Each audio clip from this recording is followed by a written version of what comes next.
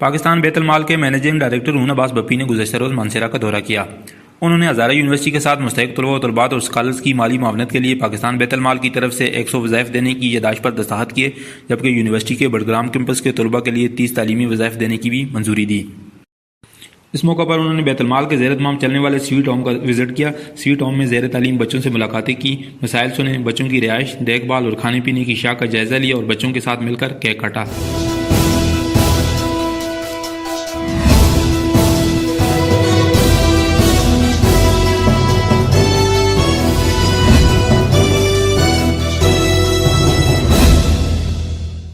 उन्होंने K2 TV से गुफ्तगू करते हुए कहा कि इस वक्त पाकिस्तान में कुल 35 स्वीट होम्स कायम हैं। पाकिस्तान बैतुल माल इनकी तादाद बढ़ाकर हर जिला में एक स्वीट होम कायम करना चाहता है ताकि ज़्यादा से ज़्यादा मुस्तहिक लोग मुस्तफ़ीद हो सकें।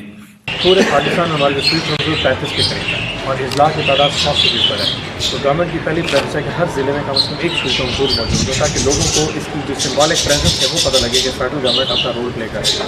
तो पहले हमारी जो प्रेफरेंस है कि पूरे पाकिस्तान में हर ज़िले में एक स्वीट होम बनाओ। जब ये प्रोसेस मुकम्मल हो जाएगा फिर आगे जाएंगे।